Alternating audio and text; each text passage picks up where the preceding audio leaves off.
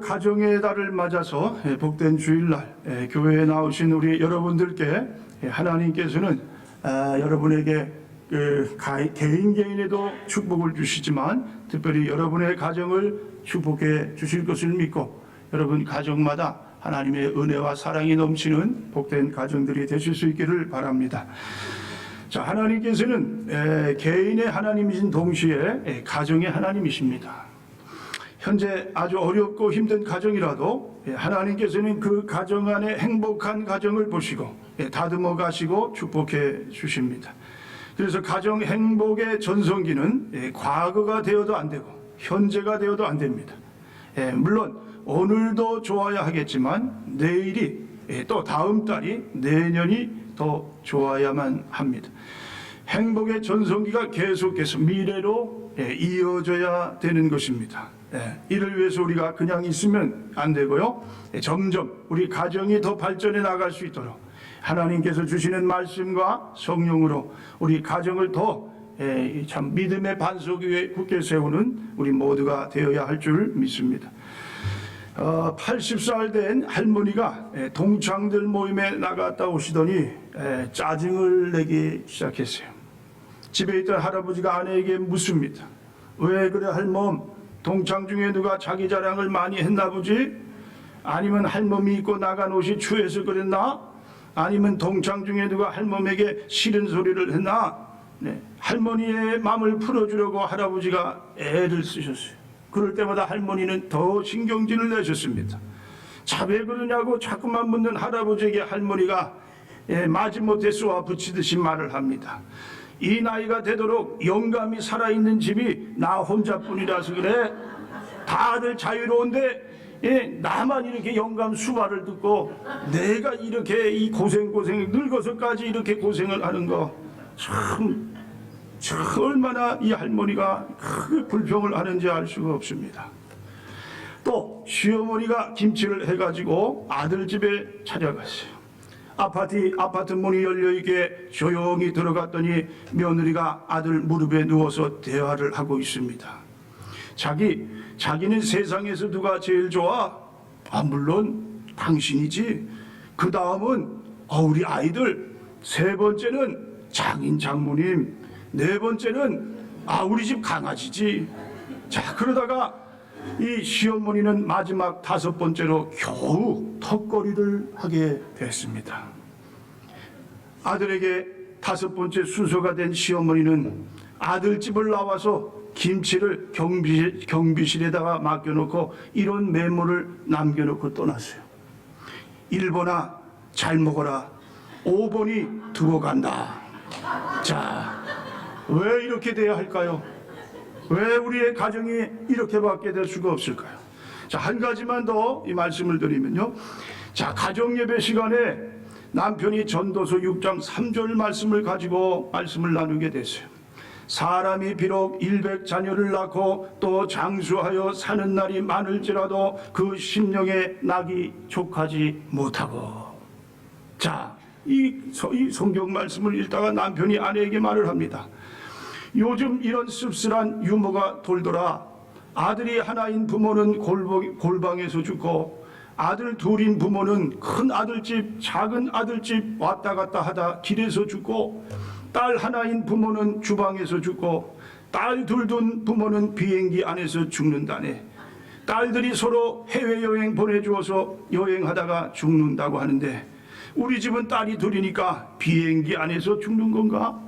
자, 그때 아내가 남편의 말을 받아서 뭐라고 이야기를 하냐면요. 그건 옛날 말이고 요즘은 딸들 둔 부모는 고무장갑 끼고 죽는데요. 두 집 애 보랴 살림해주랴 정신없이 바빠서 고무장갑 벗을 시간이 없답니다. 자, 여러분 이것이 유머 같지만요.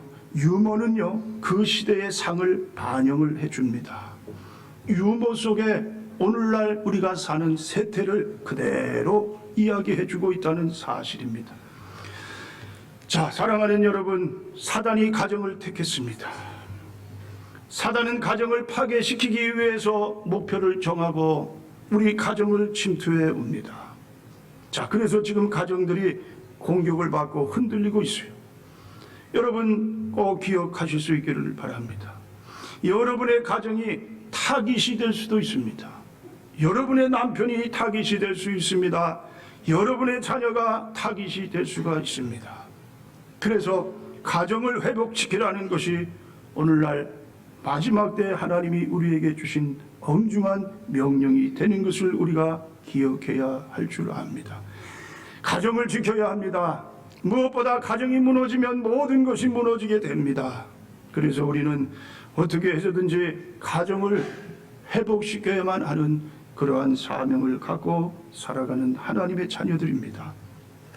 하나님께서 손수 직접 세우신 기관이 두 개가 있는데 바로 가정과 교회입니다. 가장 거룩하고 구별된 곳입니다. 아담과 하와의 가정이 그 첫 가정이었습니다. 그런데 사단이 이 첫 가정을 무너뜨리고 말았어요. 하나님을 거역하게 했습니다. 아담과 하와 부부를 등지게 했습니다. 그들 사이에서 난 아들 가인이 동생을 죽이고 살인자가 됐습니다. 오늘날도 사단은 가정을 공격하는데 분주하고 있습니다. 그래서 불안한 가정, 갈등을 겪는 가정들이 무수히 우리 가운데 생겨나고 있습니다.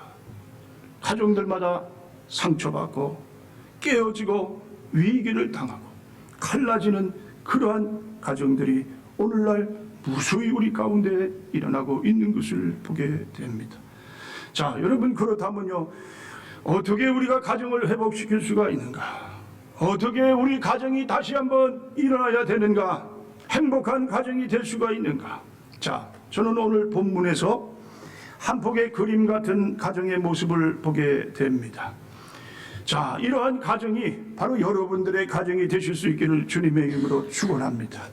자, 그렇다면요, 어떻게 우리가 우리 가정을 회복시켜야 될 것인가?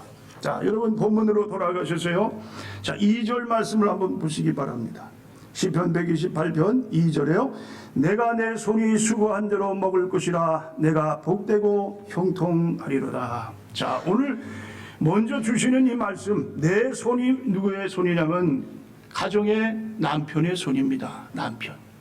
남편의 손이 수고한 대로 가정이 어떻게 해요? 자, 가정이 그렇게 넉넉하게 서로 어떻게 해요? 자, 그러한 든든한 가정을 세워간다. 자, 요즘은요, 고부 갈등만이 아니라 장서 갈등이라는 것이 더 크게 참 문제를 일으키고 있습니다. 장서 갈등이 뭘까요? 장모와 사위 서자. 네. 장모와 사위의 갈등이 오늘날은 더 크게 우리 한국 사회에 큰 문제점을 일으킨다. 그렇습니다. 옛날에 대가족 시대에는 시가에 며느리가 편입이 됩니다. 그런데 오늘날 핵가족 시대에는 처가에 사위가 편입이 돼요. 육아나 가사 도움을 이유로 아내가 친정에 밀착을 할수록 남편은 더 어떻게 돼요? 고립이 됩니다. 겉으로는 핵가족이지만 실제 내용을 보면 자칫 대릴사위 구조로 신모계 사회로 그렇게 변화되는 것이 오늘날 우리 가정의 문제라는 말씀이에요. 그렇죠? 이제는 그 고부 갈등, 시대 갈등이 아니라 장소 갈등으로 인해서 젊은 사람들의 이혼율이 더 높아졌다는 분명한 통계가 나오고 있는 것을 보게 됩니다. 자, 여러분, 가정은 어떻게 해요?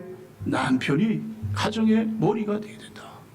특히 남편의 역할을 여러분께서 어떻게 해요? 잘 그 역할을 하도록 도와줘야 하는 그러한 일이 우선 이 가정의 가장 급한 문제다. 자, 그런데 남편이 어떻게 해요? 수고한 대로. 그렇죠? 남편의 손을 통해서 온 가정이 다 넉넉하게 살아가는 그러한 행복한 가정이 되는 것이 성경의 뭡니까? 말씀인 것을 보게 됩니다. 자, 그런데 개 중에는 어떻게 해요? 수고 없이 큰 것을 바라려고 하는 사람들이 있어요. 욕심으로 그저 불로소득을 취하려고 합니다. 이것은 복이 아닙니다. 이런 소득으로 가정을 부양하는 것은 가족들에게 어떻게 해요? 더 가시와 같은 그러한 아주 고통의 그러한 길로 가게 만드는 것이다. 자, 가정은 어떻게 해요? 남편의 수고의 손을 통해서 온 가정이 넉넉하게 사는 것. 수고에 기쁨이 있는 것, 수고로 말미암아 가정이 어떻게 해요? 큰 행복을 누리는 것이 하나님이 주시는 축복의 그 근원인 것을 보게 됩니다. 자, 성경이 뭐라고 말씀합니까? 일하기 싫거든 먹지도 말라 그랬어요. 예수님도 친히 말씀을 하셨어요. 요한복음 5장 17절에 내 아버지께서 이제까지 일하시니 나도 일한다. 수고의 축복이에요. 수고. 그 가정 안에 이러한 수고가 넘칠 때에 가정이 어떻게 해요? 온전한 가정으로 세워진다. 자, 밀레의 만종이라는 유명한 작품이 있습니다. 아주 우리에게 큰 감동을 주는 아주 귀한 그림이에요. 자, 그런데 이 그림이 세 가지를 우리에게 주는 교훈이 있는데, 첫 번째는 뭐냐면은 부부 사랑입니다. 모든 사랑의 근본이 부부 사랑이에요. 부부 사랑은 그리스도와 교회와의 사랑에 견줄 만한 그러한 아주 고귀한 사랑입니다. 자, 이러한 사랑, 부부간에 정말 이렇게 아주 아름답고 복된 그러한 사랑이 여러분의 가정의 사랑이 되시기를 주님의 이름으로 축원을 드립니다. 자, 두 번째, 이 그림이 주는 교훈이 있는데요, 그것은 뭐냐면 경건한 신앙이다. 신앙. 먼 지평선에 황혼이 물들어 가고, 자, 그 가운데에 부부가 그 황혼 밑에 서서 함께 기도를 하고 있습니다. 감사의 기도예요. 오늘 하루 이렇게 주님의 은혜로 지켜주신 거 하나님께 감사합니다. 두 사람의 그 기도가 보는 사람으로 하여금 얼마나 진한 감동을 받는지 알 수가 없어요. 자, 두 번째 주는 교훈은 경건한 신앙. 그리고 이 그림이 세 번째 주는 교훈이 있습니다. 그것은 뭐냐? 바로 노동의 기쁨이다. 노동의. 하루 종일 땀 흘려서 일했어요. 노동은 아름다운 것이다. 노동은 우리에게 건강을 주고 삶의 보람을 준다. 자, 열심히 자, 땀 흘려서 일하는 것이 하나님께서 우리에게 주신 축복인 것을 우리가 알게 됩니다. 자, 첫 번째, 가정이 회복되려면 남편이 손을 어떻게 해요? 그 손을 통해서 가정이 세워지는 것이 바로 이 회복의 그러한 축복이다. 자, 두 번째는요, 3절을 한번 보세요. 3절 전반절 봅니다. 전반절. 내 집 안방에 있는 내 아내는 결실한 포도나무 같으며. 자, 이제는 아내에게 주시는 말씀이에요.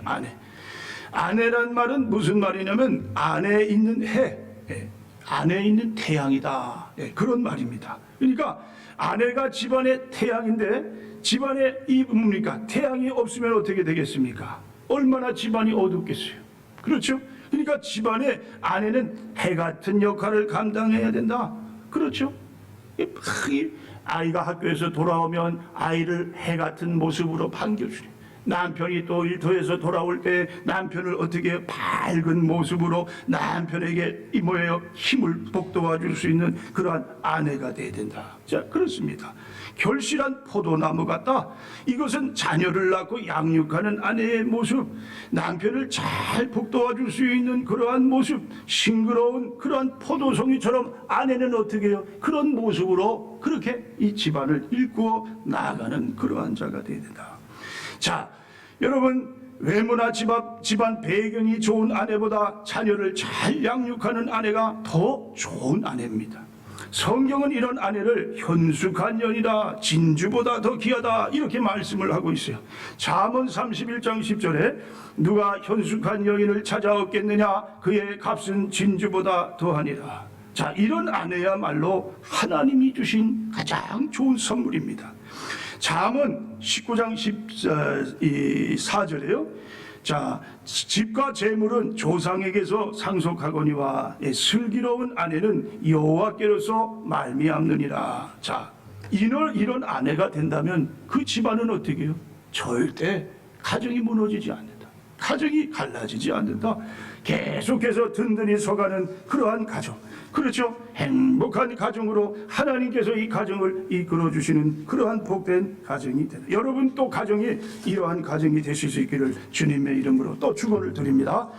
자, 그 다음에 세 번째는 어떤 가정이 돼야 회복될 수 있느냐. 자, 이제 3절 후반절에 보니까 내 식탁에 둘러앉은 자식들은 어린 감람나무 같으리로다. 자, 이제 자녀들의 이야기인데요. 자녀들이 어떻게 되라고요? 어린 감람나무 같으리로다. 감람나무는요, 이 유대 사회에서 포도나무처럼 아주 중요한 그러한 이 나무고 없어서는 안 되는 그러한 나무예요. 자, 이 감람나무를 통해서 올리브 기름을 얻습니다. 그리고 그 기름을 잘 어떻게 해요? 사용해서 무엇보다 등불로 빛을 발하게 하는 역할을 합니다. 마찬가지로 우리의 자녀들이 이 사회를 어떻게 해요? 밝히는 그런 아주 참 그런 빛의 아들이 되어야 된다. 어두움을 몰아내고 이 세상을 어떻게 해요? 아름답고 정말 우리 하나님께서 세우시고 하는 그러한 가정이 되게 뭡니까? 이 세계가 되도록 우리 자녀들이 그러한 역할을 하게 된다. 또 이 감람나무는요, 이 힘차게 뻗어나가는 성장력을 또 상징합니다. 예. 그러니까 감람나무를 한번 베면은요, 이게 죽어버리지 않고 그 구루터기에서 다시 줄기가 아주 그냥 푸릇푸릇하게 뻗어나오는 그러한 이 뭡니까? 일을 하는 것이 이 감람나무다. 자, 그렇듯이 우리 자녀들이 어떻게 해요? 고난과 실패에 굴하지 않고 말씀 안에서 굳건하게 세워서 어떻게 해요? 점점 세계를 향해 뻗어나가는 땅끝까지 가서 하나님의 복음을 전해가지고 우리 하나님의 영광을 드러내는 자식들이 된다. 자, 그렇습니다. 그것이 바로 감람나무 같은 자식들이다. 자, 여러분의 자식들이 바로 이러한 역할을 잘 감당했어요. 여러분의 가정뿐이 아니라 온 땅끝까지 하나님의 영광을 들추는 그러한 자식들이 다 될 수 있기를 주님의 이름으로 축원을 드립니다. 자, 그런데 오늘날 보면은 가정에서 자녀들이 그 식탁에 둘러 앉아가지고 같이 부모님과 식사를 하는 그러한 자녀들이 많지 않아요. 왜 그럴까요? 그만큼 자녀들과 부모의 사이에 금이 가버렸어요. 사이가 멀어져 버렸어요. 자, 그래서 어떻게 해서든지 지금이라도 여러분 늦지 않았습니다. 물론 자녀들이 다 컸어도 자, 그 친구처럼 자녀들을 잘 아주 가깝게 또 대화를 많이 함으로 해서 자, 자녀와 관계를 유지한다면요, 얼마든지 자녀와 함께 식탁에 앉아도 어떻게 불편하지가 않아요. 식탁에 앉아도 친구처럼 같이 대화를 나누고 그 사이가 더 아름답고 더 가까운 사이가 될 줄 믿습니다. 자, 그 다음에 자, 이제 온 가족이 여호와를 경외하는 가정이 되어야 된다. 자, 지금까지 여러분 이러한 복을 우리가 들었는데, 자, 그럼 이런 복을 받는 사람들이 대체 어떠한 사람들인가? 자, 4절에요. 여호와를 경외하는 자는 이같이 복을 얻으리로다. 자, 누가 복을 얻어요? 여호와를 경외하는 자에게 이러한 복을 주신다. 1절도 한번 보세요. 여호와를 경외하며 그의 길을 걷는 자마다 복이 있도다. 가정의 모든 식구들이 다 복을 얻기 위해서는 제일 중요한 것이 있다. 그 가정에 뭐예요? 여호와를 어떻게 해서든지 경외하는 가정으로 인도해 나가는 가정이 뭐예요? 복을 얻는다. 복을 얻는다. 자, 그래서요, 특별히 여러분 아직도 이 가정 중에 예수님을 믿지 않는 그러한 이 가족이 있습니까? 무엇보다 중요한 분은 누구예요? 남편입니다. 남편들이 먼저 예수님께로 나와야 돼요. 어떻게든지 교회 나오도록 이끌어야 돼요. 그래서 남편이 가정의 헤드가 되게, 머리가 되게 해야 그 가정이 성경적으로 든든히 서가는 그러한 가정이 된다. 자, 그래서 여러분과 저는 한번 오늘 남편을 전도하는 방법에 대해서 한번 말씀을 나누기를 원하는데요. 자, 이 방법은 가정사역자들이 제시하는 아주 그 가장 근원적인 그러한 전도 작전입니다. 자, 전도 11일 작전이라는 것이 있는데 여러분에게 한번 소개를 올리겠습니다. 자, 11일 작전이 어떤 것이냐? 첫 번째, 첫 하루입니다. 예, 첫 번째 날 남편의 장점을 체크해주고 칭찬을 해주라. 예. 자, 여러분 11일 동안 한번 여러분이 잘 이거 적으셔서 한번 내 남편이 아직 교회를 안 나왔는데, 내 남편이 아직 불신인데, 그러면 한번 꼭 실천에 옮기시길 바랍니다. 자, 남편의 장점을 체크해주고 칭찬. 두 번째 날입니다. 남편의 일이나 취미를 이해하고 관심을 가져주는 날. 자, 셋째 날, 남편이 좋아하는 식단을 짜고 음식을 준비하는 날. 자, 네 번째, 남편의 구두를 닦아주고 세차까지 서비스하는 날. 자, 5일째, 출근할 때 현관이나 마당까지 나가서 인사하는 날. 자, 6일째, 남편을 위해서 예쁘게 화장하는 날. 7일째, 남편에게 사랑을 고백하는 날. 편지를 띄우거나 아니면 문자로 아주 특별하게 사랑의 고백을 합니다. 그 다음에 8일째, 남편의 부모와 형제들을 초청해서 함께 식사하는 날. 자, 제9일째 남편에게 고미사축하는 날. 고미사축이라는 말은 무슨 말이냐면 고마워요, 미안해요, 사랑해요, 축하해요. 자, 이런 말을 하는 날. 자, 10일째 남편에게 선물을 준비해서 전달하는 날. 자, 마지막 날입니다. 아주 중요한 날이에요. 자, 마지막 날은 말을 삼가고 생글생글 미소를 짓는 날. 자, 그래서 10일 마지막째 날에는 여러분께서 말을 하지 마세요. 그 대신 얼굴로 생글생글 웃으면서 남편을 대하다가 아주 중요한 한 포인트가 있습니다. 슬픈 표정을 한번 지어주세요.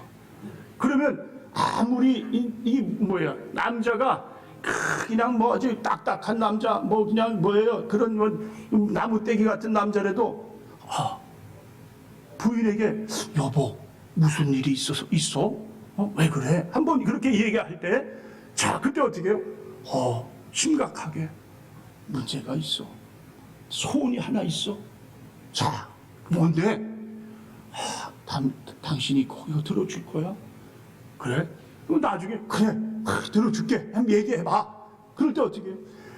당신이 꼭 이번 주에 나 같이 교회에 한번 꼭 나가면 좋겠어. 이게 내가 정말 당신을 향한 마지막 소원, 정말 내 간절한 소원이야. 그러면 남편이 어떻게 하겠습니까? 이거 여태까지 대우도 잘 받고, 근데 자기가 한 말이 있는데, 그래? 그러면 내가 이번 주에 당신과 함께 교회에 나갈게. 자, 그러면요, 된 거예요. 한번 일단 발을 디디면 그 다음에는 쉬워지는 거예요. 처음 발을 딛기가 어렵습니다.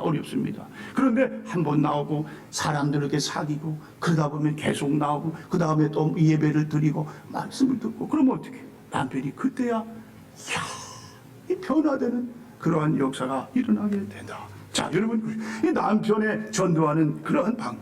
자, 그 다음에 또 남편도 하나님을 경외하고요. 또 자식들도 마찬가지예요. 그렇죠? 자식들이 하나님을 경외하는 그러한 자식들로 어떻게 해든지 양육을 해야 그것이 집안에 뭡니까? 축복이 된다. 여호와를 경외하는 것이 뭐라고 했습니까? 지식의 근본입니다. 자식들이 이 세상 지식을 다 배우고 세상에서 출세를 한다 해도 하나님을 경외하는 방법, 하나님을 경외하지 못한다면 어떻게 되겠어요? 아무 소용이 없어요. 박사가 돼도요. 하늘나라에 갈 때, 무엇으로 하늘나라로 갑니까? 그렇죠? 천국에 가는 거는 지식으로 가는 게 아니에요. 그렇죠? 얼굴이 잘생겨서 가는 것도 아니에요. 돈이 있어서 가는 것도 아니에요. 천국은 오직 믿음으로 가는 거예요. 자식들이 믿음이 있어야 아무리 이 세상에 잘 먹고 잘 산다 해도 결국은 어떻게 해요? 3, 40년, 50년, 60년 후에는 천국에 가야 되는데 천국을 못 간다면 그것같이 불행한 것이 없다. 자, 여러분, 무엇보다 자식을 하나님 경외하는 자식으로 이끄시는 여러 부모님들이 되실 수 있기를 주님의 이름으로 축원을 드립니다. 자, 여기 한 젊은이가 있습니다. 젊고 힘이 넘치는, 그리고 유망한 수영 선수예요. 나가는 대회마다 1등을 하는 거예요. 그런데 이 자식이 아직 신앙이 없어요. 어머니의 마음은, 어머니가 자식을 볼 때 어떻게 하겠어요? 얼마나 가슴이 타겠어요? 빨리 돌아와야 될 텐데. 그저 그냥 세상으로 자꾸만 나가서 세상에서 모든 것이 자기 뜻대로 잘 되니까 더 세상으로 빠지는 거예요. 아무리 신앙의 이야기를 해줘도 귀를 열질 않습니다. 도리어 짜증을 내요. 어떨 때 화를 내면서 어머니에게 막 대듭니다. 자, 어느 날 큰 대회가 열렸는데 거기서도 역시 1등을 했어요. 메달을 가지고 돌아왔어요. 어머니에게 자랑을 했어요. 어머니는요, 또 자식에게 이야기를 합니다. 우리가 천국을 가야 되는데 네가 천국에 못 가면 어떡하겠니? 이 엄마 아버지는 천국에 간다고 너는 천국 못 가면 우리가 천국 가서 어떻게 되겠니? 세상의 일보다도 천국을 준비하는 자가 돼야 된다. 믿음으로 살아야 된다. 그랬더니 자식이 또 그 자리에서 무슨 죽는 일 얘기를 하냐? 나는 아직도 시퍼렇게 이렇게 그냥 피가 철철 넘치는 그러한 이 젊은 사람에게 어머니 왜 그런 말을 합니까? 어머니에게 확 화를 내면서 문을 확 닫아버리고 밖으로 그냥 뛰쳐나갑니다. 한편으로는 마음이 아팠어요. 어머니에게 대들었으니까. 그리고 또 한편으로는 아직도 내가 갈 길이 창창하게 내 앞은 열려 있다. 내가 앞으로 아주 나의 꿈을 이루는 그러한 삶을 살겠다. 자, 그러면서요, 마음을 달랠 겸 어디로 가냐? 저 수영장, 자기가 수영 연습하는 곳을 갔습니다. 자, 그런데요, 수영장에 들어가서 불을 켜기가 싫었어요. 그냥 창가에 비치는 달빛을 바라보면서 그 어두움 속에서 수영을 하기로 마음을 먹었어요. 자, 그리고 다이빙대로 올라갑니다. 30m 다이빙대. 자, 그리고 나서 다이빙대 위에서 이제 다이빙 하려고 준비를 합니다. 다이빙 끝에 발 앞이 뭡니까? 그것을 딛고 양팔을 벌리기 시작했어요. 그런데요, 달빛에 자기 이 몸이 비춰지더니 저 수영장에 그림자 십자가가 이렇게 그려지는 것을 봅니다. 그런데 문득 그런 생각이 났어요. 어머니의 이 이야기가 생각이 났어요. 아, 저 십자가. 예수 그리스도께서 죄인을 위해서 죽은 십자가. 십자가가 뭡니까? 그 천국에 가는 그러한 길이 될 텐데. 자, 그 생각이 문득 나면서 또 그 생각을 지워버렸어요. 자, 그리고 나서 또 세상적인 생각으로 찼어요. 자, 나는 이제 앞으로 내 이 장래는 아주 창창하게 열렸다. 나는 세상에서 더 큰 자가 되리라. 더 잘 살리라. 자, 그런데 그러면서 뒤로 다시 약간 다시 뭡니까? 후진을 하다가 다시 또 앞으로 나왔어요. 그리고 그 끝에 섭니다. 또 두 팔을 벌렸는데 또 역시 마찬가지예요. 십자가가 얼마나 선명하게 자기 앞에 놓여 있는지 그것을 보게 돼요. 자, 그러면서 마음에 수용을 하고 싶은 마음이 안 생겨요. 자, 그래서 그 자리에서 다시 내려오게 됩니다. 그리고 나서 보니까 자기 십자가가 그려진 그 수영장 그 물이 보고 싶었어요. 가까이 다가갑니다. 그런데요, 그 순간 온몸이 꽁꽁 얼어붙는 기겁을 하는, 도저히 서 있지 못하고 팍 주저앉는 그러한 일이 일어나게 됩니다. 왜 그랬을까요? 수영장에 물이 하나도 없었어요. 그날 관리인이 그 수영장의 물을 그냥 빼버린 거예요. 그때 이 아들이 거기서 주저앉았습니다. 거기서 예수님을 만나게 됩니다. 그리고 그 시각에 어머니는 아들을 위해서 기도하고 있었다는 그러한 이야기입니다. 자, 여러분, 눈물의 기도는 자식을 어떻게 해요? 결코 망하지 않게 한다. 망하지 않게 한다. 그게 성 어거스틴이 자기의 간증이에요. 성 어거스틴이 그 망나니 노릇을 했어요. 유부녀와 같이 이 뭡니까? 살림을 차리고요. 어머니는 그렇게 기도하는 어머니인데 이 자식은 그냥 세상에서 그냥 완전히 방탕하고요. 그 아주 그냥 죄악에 빠져 삽니다. 자, 그때 이 어머니가 암브로시스라는 그 주교에게 찾아가는 거예요. 그 자식에 대해서 이야기를 하는데 그 주교가 그런 말을 해요. 어머니의 그 눈물의 기도는 결코 자식을 망하지 않게 합니다. 자, 우리 어머니들, 특별히 오늘 자식들 가운데 아직도 신앙생활을 제대로 하지 않는, 그게 아마 여러분과 저의 이야기가 될 수도 있습니다. 자식을 향한 부모의 마음, 어떻게 해서든지 신앙생활을 잘 하도록 이끄는 게 부모의 최우선 그 사명이 되어야 되는데, 여러분 오늘 이 말씀을 통해서요, 자, 어떻게 해요? 하나님을 경외하는 가정, 자식이 잘 되고 남편이 잘 되고 온 가정들이 함께 신앙으로 한 믿음 되어서 끝까지 우리 주님 앞에 서는 날까지 여러분의 가정이 행복한 가정, 믿음의 반석 위에 굳게 서는 가정, 하나님을 영화롭게 하는 그러한 가정 되실 수 있기를 주님의 이름으로 축원을 드립니다. 기도하겠습니다. 하나님 감사합니다.